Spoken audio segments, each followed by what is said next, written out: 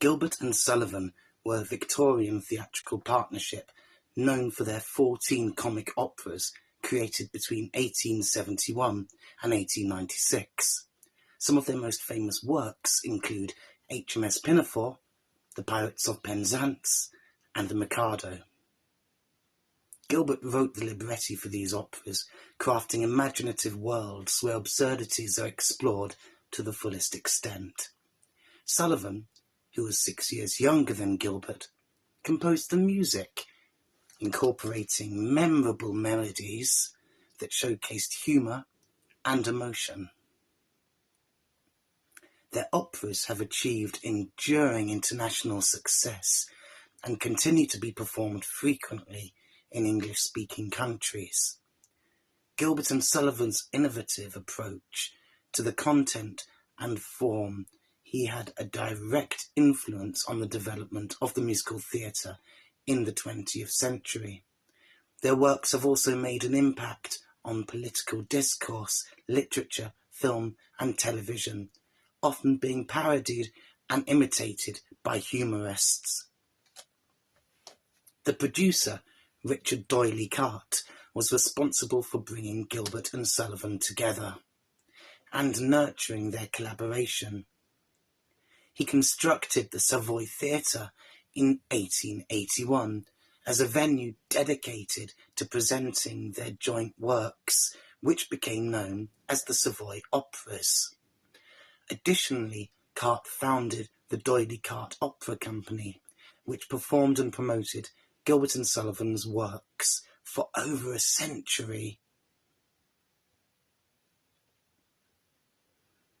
Gilbert was born in London in 1836. His father, William, was a naval surgeon who wrote stories with illustrations by Gilbert. In 1861, Gilbert began writing his own illustrated stories, poems, and articles to earn extra money. Many of these would later inspire his plays and operas, like the Bab Ballads.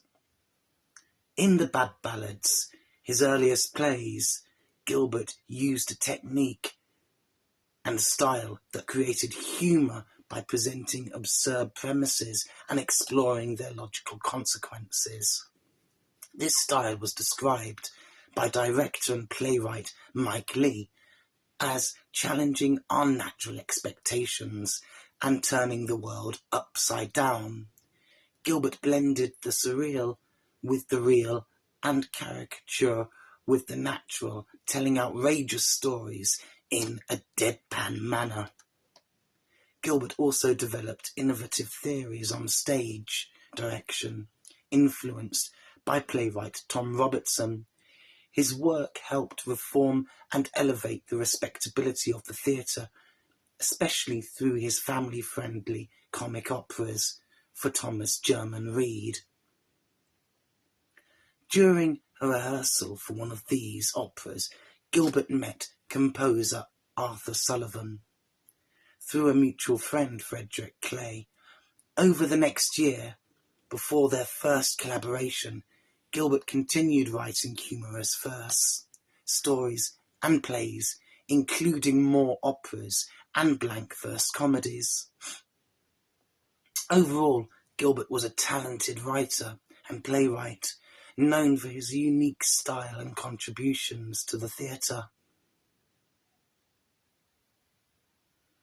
Sullivan's first comic opera, Cox and Box, was written in 1866 with librettist F.C. Burnand for a small gathering of friends. It was later performed publicly and received praise from W.S. Gilbert, who stated that Sullivan's music was too sophisticated for the comically ridiculous plot. However, Cox and Box was still a success and continues to be performed today. The duo's second opera, The Contrabandista, did not achieve the same level of success. In 1871, producer John Hollingshead brought together Gilbert and Sullivan to create a Christmas show called Thespies at the Gaiety Theatre. The play was a mix of political satire and grand opera, similar to the other popular works at the time.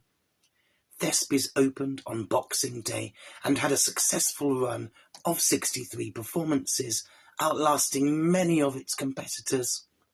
Despite its success, no one could anticipate that the collaboration would be the start of something greater.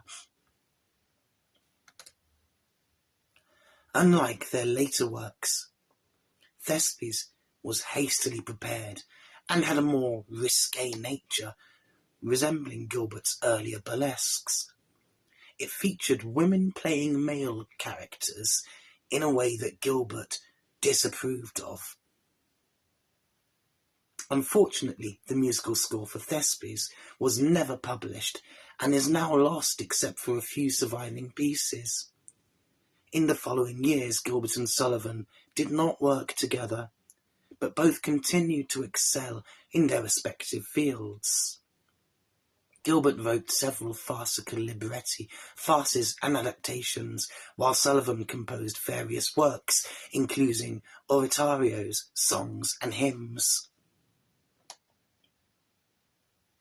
During the late 19th century, a few key factors contributed to the growth of theatre audiences in Britain. Firstly, the population grew rapidly, creating more potential theatre-goers, especially among the expanding middle class, who had improved education and living standards. Secondly, the development of public transportation, like railways and trams, made it easier for people to travel to theatres. Additionally, the installation of street lighting improved safety for attendees returning home after the shows. Finally, the increased production and distribution of pianos, coupled with the popularity of playing music at home, led to more people seeking entertainment outside their homes. As a result, the theatre and concert hall experiences became more in demand and influential in the late 19th century in British society. In 1874, Gilbert wrote a short libretto for producer-conductor Carla Rossa. Unfortunately, Rossa's wife, who was supposed to play the leading role, passed away, and the project was cancelled. However, Richard D'Oyly Carte, managing the Royalty Theatre, needed a short opera to be performed after Offenbach's La Pericole. Knowing about Gilbert's libretto, Carte suggested that Sullivan compose a score for it. Sullivan loved the piece, and Trial by Jury was quickly created and staged. It was a comic spoof on the law and legal profession, drawing from Gilbert's experience as a barrister. The opera became a hit and led to more collaborations between Gilbert and Sullivan. Carte's main goal was to create an English light opera that would replace the risque burlesques and the poorly translated French operas dominating the London stage. He formed the Comedy Opera Company and enlisted Gilbert and Sullivan to compose a comic opera as the centerpiece of an evening's entertainment. Gilbert found inspiration in his own short story called The Elixir of Love, which revolved around complications that arise when a love potion is distributed in a small village. The main character was a Cockney businessman who also happened to be a sorcerer, a supplier of blessings, not in high demand, and curses, very popular. Despite receiving critical acclaim, The Sorcerer in 1877 did not match the success of Trial by Jury. However, it ran for over 6 months, which encouraged Carte and his syndicate to commission another full-length opera. from Gilbert and Sullivan. Gilbert and Sullivan's first international successful production was H.M.S. Pinafore in 1878. The operetta satirizes the rise of unqualified individuals in positions of authority and playfully mocked the Royal Navy and the English preoccupation with social status. Like their other works, the story took an unexpected twist at the end. Gilbert, who oversaw the set design and directed performers, emphasized realistic acting and strict adherence to his directions. Sullivan, on the other hand, supervised the musical preparations and aimed for a polished and crisp performance. The discipline and collaborative approach of both artists inspired the cast to work diligently and passionately during rehearsals. Gilbert oversaw the set designs, the costumes, and he directed the performers on stage. He sought realism in acting and shunned self-conscious interaction with the audience, and insisted on a standard of characterization in which the characters were never aware of their own absurdity. He insisted that his actors know their words perfectly and obeyed his stage directions, which was something new to many actors of the day. Sullivan personally oversaw the musical preparation. The result was a crispness and polish to the new English musical theatre. According to Jesse Bond, the stage discipline during our performance was very strict. Gilbert had complete control and meticulously planned every aspect of the action and movement on stage, allowing no room for deviation. He would make drawings and take measurements with great precision. He had a knack for creating amusing and innovative comic moments, and he didn't tolerate any improvisation or clowning around that strayed from his original version. Sullivan, on the other hand, had a clear and decisive musical vision. Every part of the production had to serve the whole, and he would vehemently criticize anyone who tried to show off their high notes instead of focusing on his music. However, we were not offended by their unwavering discipline. Instead, we took their good-natured teasing as a deserved consequence when our performance fell short or when we crossed the line. Their patience and passion for their craft was so contagious that we willingly spent hours and hours rehearsing, putting in our utmost effort to bring to life the ideas of these two brilliant minds. H.M.S. Pinafore had a very successful run in London, with 571 performances. However, many unauthorized productions of the show popped up in America. During the run, there was some drama between Richard Doyley-Carte and his former investors, who staged a public fight over the lack of returns. The incident actually helped Carte, Gilbert and Sullivan form the Doyley-Carte Opera Company, which produced their future operas. The libretto of H.M.S. Pinafore relied on stock character types that were common in European opera. Gilbert and Sullivan added their own twist with the comic patter singing characters. This formula of using stock characters would become a staple in their future works. After the success of H.M.S. Pinafore, the Doyley-Carte Opera Company established a repertory system and production process that would remain consistent across their operas.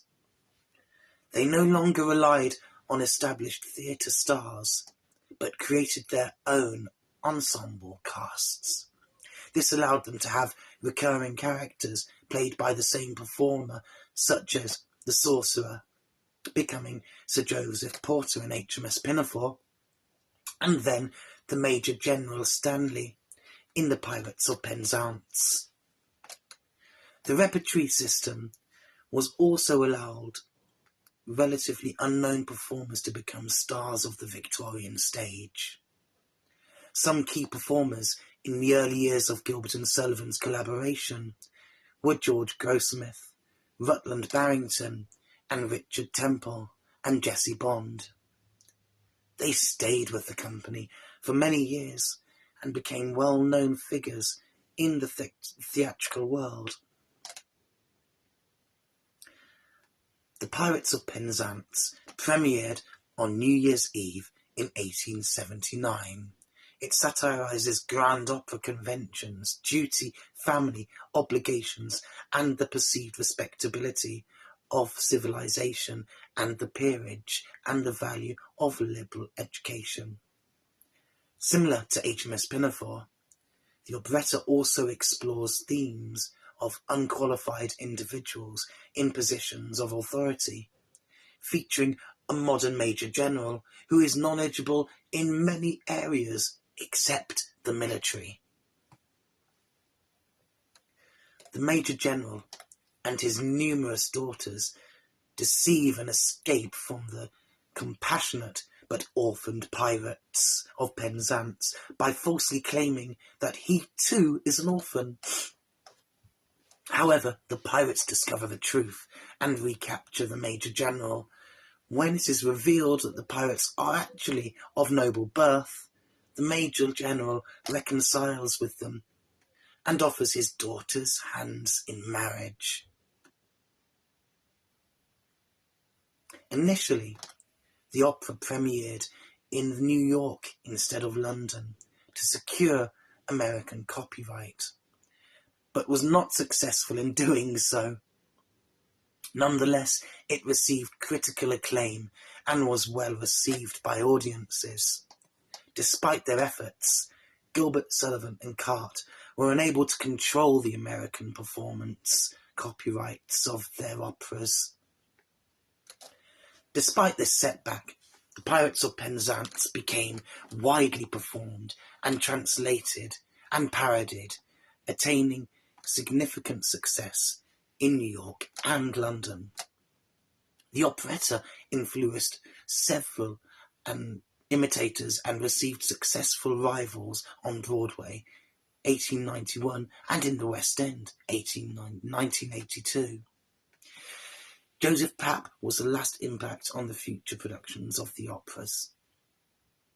In 1880, Sullivan's cantata, The Martyr of Antioch, premiered at the Leeds Technical Musical Festival and featured a libretto by Sullivan and Gilbert, adapted from an 1822 epic poem by Henry Hart Milman, which depicted the martyrdom of St. Margaret of Antioch in the 3rd century.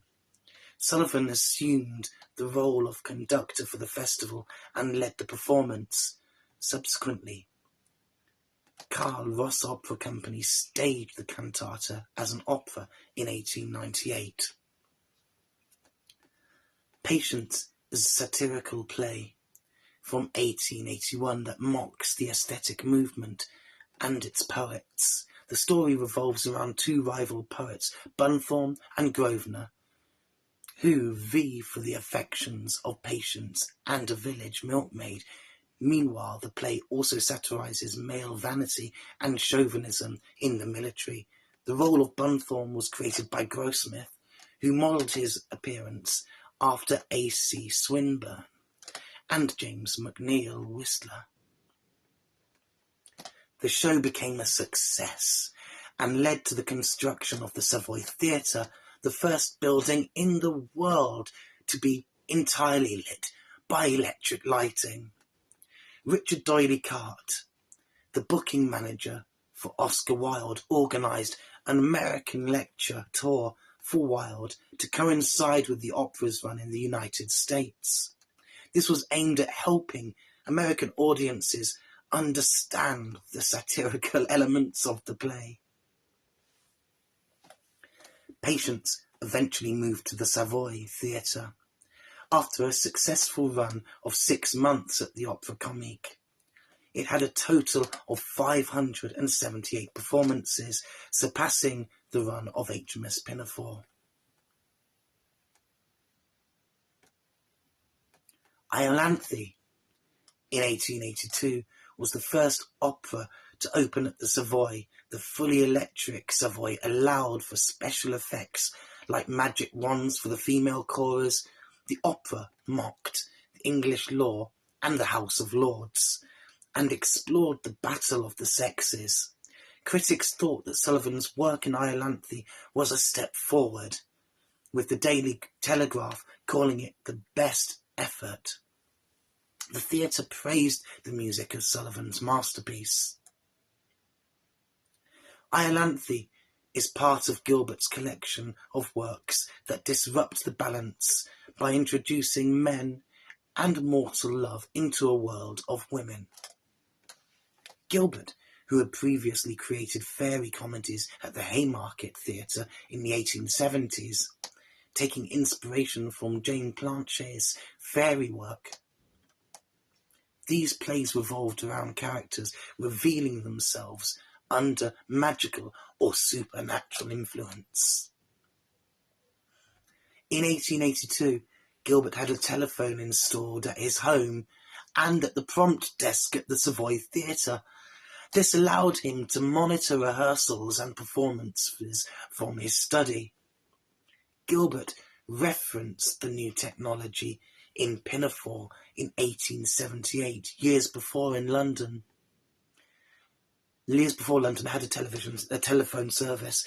Sullivan also had a telephone installed, and during his birthday party in 1883, guests, including the Prince of Wales, heard a live relay of parts of Iolanthe from the Savoy. This was likely the first broadcast of an opera. In 1883, Arthur Sullivan was knighted by Queen Victoria. During the run of his opera Iolanthe, although Sullivan's collaborations with Gilbert had brought him great fame, his knighthood was actually awarded for his contributions to serious music. Some members of the musical establishment and critics believed that this honour would mark the end of his career as a composer of comic opera, as they felt a musical knight should only work on oratorios or grand operas.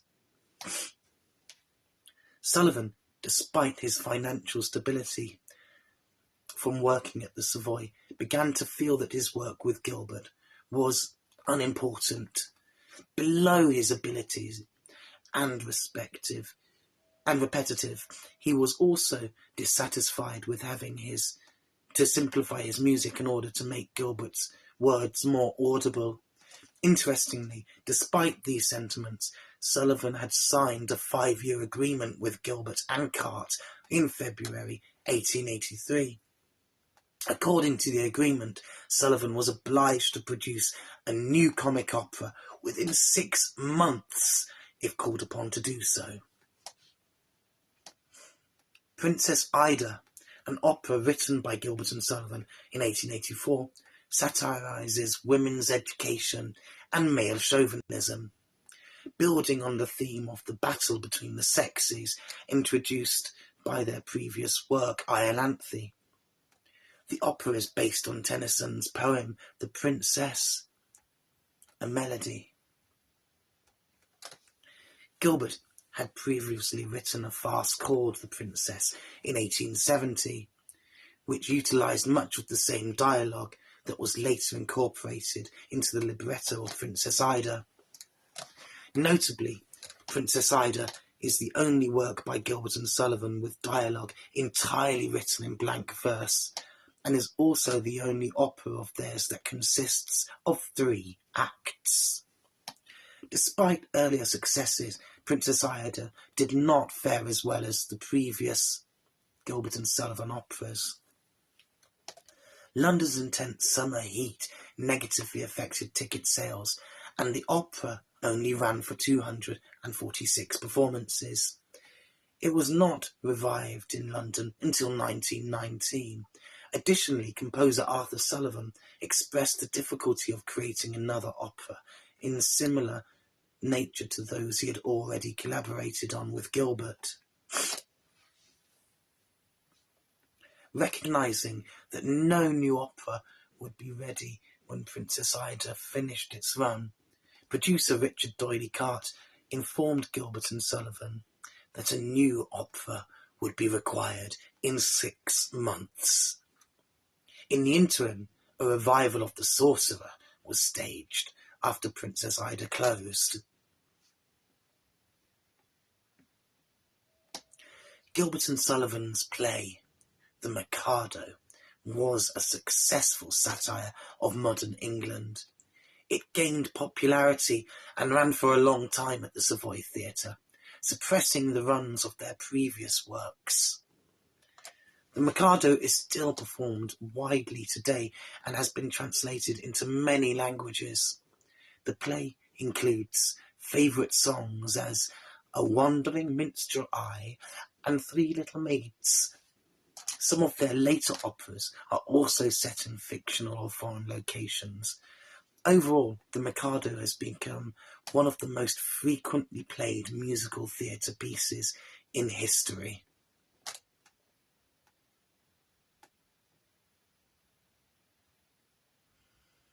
Ruddigore, a satirical Victorian melodrama, was not as successful as Gilbert and Sullivan's previous works, running for only 288 performances. It originally had a different title, Ruddy Gore, and some plot elements received negative criticism, such as the revival of ghosts. In response, Gilbert and Sullivan made changes and cuts to the show. Despite this, Ruddy Gore was still profitable, and not all the reviews were negative. The Illustrated London News, for example, praised both Gilbert and Sullivan for their skills in expressing refined sentiment and comic humour. Over time, Ruddigore underwent further changes, including a new overture when it was revived after World War I. The Doyley-Carte Opera Company regularly performed the piece afterwards. Certain plot elements in Ruddigore were previously introduced by Gilbert in his one-act opera ages ago, such as the story of a wicked ancestor and the concept of ghostly ancestors emerging from their portraits. When Ruddigore ended, Gilbert proposed a lozenge plot for their next opera, but Sullivan was hesitant to set it. While they resolved their artistic differences, Sullivan fulfilled other commitments. Carte produced revivals of shows like H.M.S. Pinafore, the Pirates of Penzance, and the Mikado. The Yeoman of the Guard, 1888, is a collaboration between Gilbert and Sullivan, known for its serious ending. Set in the 16th century at the Tower of London, it follows the story of a jester and a singing girl caught in a dangerous plot. The dialogue, though in prose, has an early modern English style and does not satirise British institutions. Some elements of the plot were drawn from Gilbert's 1875 tragedy, Broken Hearts. The libretto received praise for its departure from familiar themes. Sullivan had the opportunity to create his most ambitious theatre score yet, which was well regarded by critics. The score featured an overture in sonata form, a departure from Sullivan's typical practice of using tunes from the opera. The music, particularly the woodwind accompaniments, was praised for its skillful handling. The success of Yeoman led to a year-long run, along with its successful productions in New York and on tour. During this time, Sullivan expressed doubts about his ability to continue writing comic opera. He felt that he had sacrificed himself artistically in their joint works and would need to do the same in the future comic operas to ensure their success. Sullivan wanted the next opera to be grand, but Gilbert didn't believe that he could write grand opera libretto. They reached a compromise. They would write a light opera for the Savoy, and at the same time, Sullivan would compose a grand opera called Ivanhoe for a new theatre building built by Carte to showcase British opera. They had a small disagreement about the opera's subject, but eventually settled on a story connected to Venice and Venetian life. As Sullivan believed it offered opportunities for vibrant visuals and captivating music. The Gondoliers, written by Gilbert and Sullivan in 1889, is set both in Venice and a kingdom ruled by a pair of gondoliers. The story centres around their attempts to bring a sense of republican equality to the monarchy. In this opera, Gilbert revisits themes from previous works, such as his satirical portrayal of class distinctions. The libretto also reflects his interest in the Stock Company Act, which explores the insertion of natural persons and legal entities. This theme becomes more prominent in their next opera, Utopia Limited. The reception of the Gondoliers was mostly positive, with the Illustrated London News reporting that Gilbert had returned to his previous style, and the audience was delighted with his whimsical conceit, subtle satire, and playful paradox. F.C. Burnand, Sullivan's collaborator on Cox and Box, praised the piece as magnificento and remarked on its successful staging.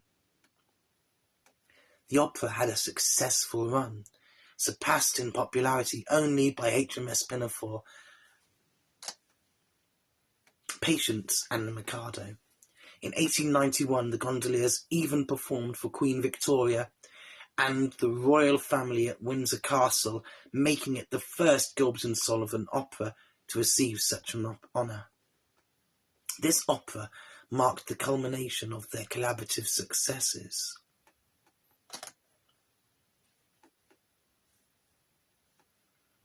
The working relationship between Gilbert and Sullivan was generally friendly, but it occasionally became strained, especially during their later operas. This was partly due to each man feeling that their own work was being overshadowed by the others, and partly because of their differing personalities. Gilbert could be confrontational and sensitive, although he had moments of kindness.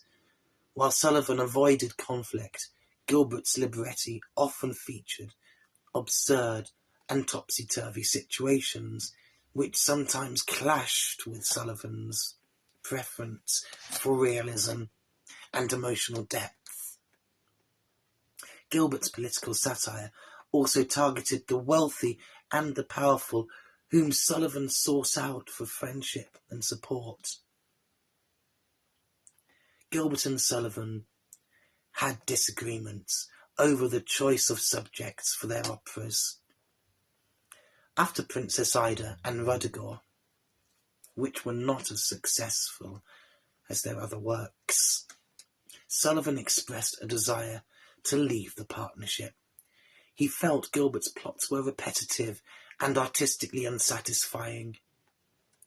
However, they were able to resolve their differences in these instances, and the partnership continued. During this time, Cart, their producer, kept the Savoy Theatre running with revivals of their earlier works. In April 1890, while The Gondoliers was being performed, Gilbert confronted Cart about the expenses of the production. One specific concern was the cost of a new carpet for the theatre lobby, which Cart had charged to the partnership.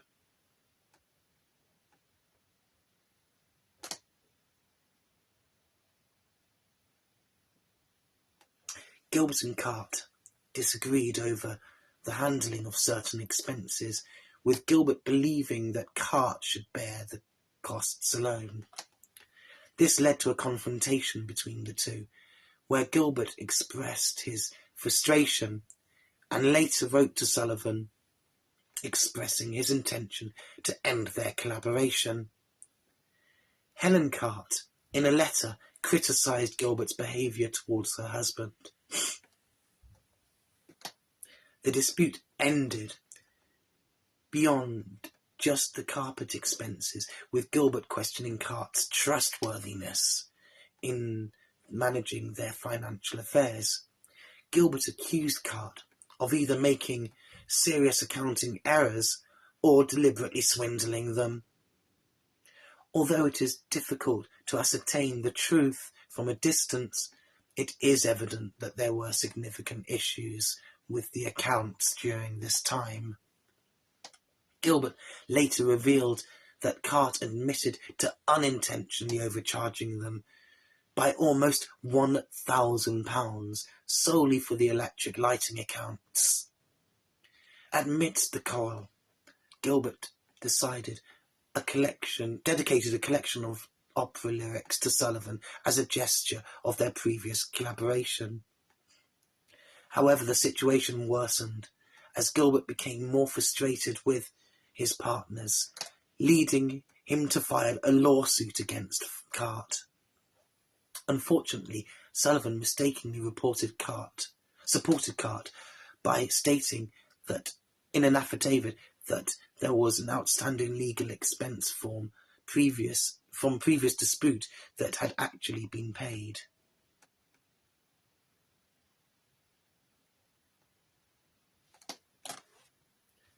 Gilbert discovered an issue with the affidavit and requested a retraction, but Sullivan refused. This disagreement caused Gilbert to see it as a moral issue, and he couldn't overlook it. On the other hand, Sullivan felt that Gilbert was questioning his good intentions. Furthermore, Sullivan had additional reasons to maintain a good relationship with Cart, as Cart was building a new theatre where Sullivan's grand opera Ivanhoe would be produced. After their successful collaboration on The Gondoliers ended in 1891, Gilbert decided to withdraw the performance rights to his libretti and vowed not to write any more operas for the Savoy. Following this, Gilbert collaborated with Alfred Sellier on The Mountebanks, which was not successful, and then with George Grossmith on the flop Haste to the Wedding. Meanwhile, Sullivan worked with Sidney Grundy on Haddon Hall. Although Gilbert eventually won the lawsuit, his actions and remarks had caused harm to his partners. Despite this, the partnership had been highly lucrative, and after the Royal English Opera House's financial failure, Cart and his wife sought to reunite Gilbert and Sullivan.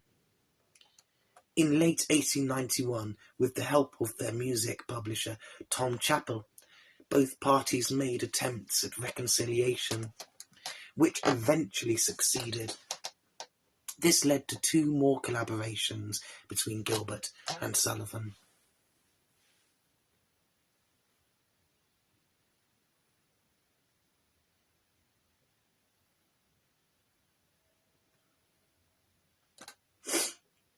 Utopia Limited, released in 1893, had moderate success, while their last opera, The Grand Duke in 1896, was a complete failure.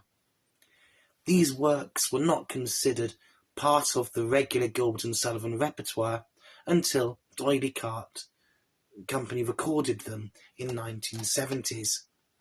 Gilbert had offered Sullivan another libretto called His Excellency in 1894, but Sullivan refused because Gilbert wanted to cast Nancy McIntosh as a protégé from Utopia. As a result, His Excellency was instead composed by F. Osmond Carr. Despite this, the Savoy Theatre continued to revive Gilbert and Sullivan operas alongside new productions, and the D'Oyly Carte touring companies also performed them. The entr'acte expressed pleasure about Gilbert and Sullivan's reuniting. However, the Grand Duke, the partners, decided not to collaborate further. In 1898, during the premiere of Sullivan's opera, The Beauty Stone, Gilbert was not allowed to enter the theatre as Sullivan allegedly objected to his presence. Although Sullivan later denied this, the last encounter between the two occurred on November the 17th, 1898, at the celebration of the 21st anniversary of the Sorcerer's first performance at the Savoy Theatre, where they did not communicate. Sullivan passed away in 1900 after battling poor health. Despite his declining condition, he continued to compose new comic operas for the Savoy Theatre with different librettists. One of his successful collaborations was with Basil Hood on The Rose of Persia in 1899. Meanwhile, Gilbert worked on various projects, some of which involved other collaborations during the 1890s. By the time of Sullivan's death, Gilbert expressed that their past disagreements were completely resolved, and they had a warm relationship. He greatly admired Sullivan's modesty and recognized his immense talent as a composer.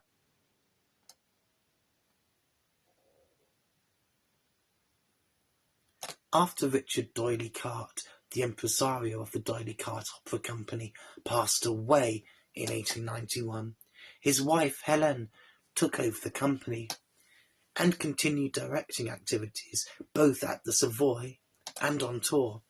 Gilbert, on the other hand, semi-retired, but remained involved in directing revivals of the Savoy operas and occasionally writing new plays. From 1906 to 1909, he assisted Mrs. Carte in organising 2 successful repertory seasons at the Savoy Theatre, which sparked renewed interest in their works. During the first season, Gilbert received a knighthood for his contributions. However, after Sullivan's death, Gilbert produced only 1 more comic operas, called The Fallen Fairies, in 1909, with music by Edward German, but it did not achieve much success. In 1829, on 29th of May 1911, Gilbert was preparing to give a swimming lesson to 2 young women, Winifred Isabel Emery and Ruby Priest, at his home in Grim's Dyke. However, Priest found herself in trouble and called for assistance. Gilbert bravely dove into the lake to rescue her, but tragically suffered a heart attack and passed away at the age of 74. A memorial dedicated to Gilbert can be found on the South Hall of the Thames Embankment in London, which bears the inscription, "His foe was folly, and his weapon wit."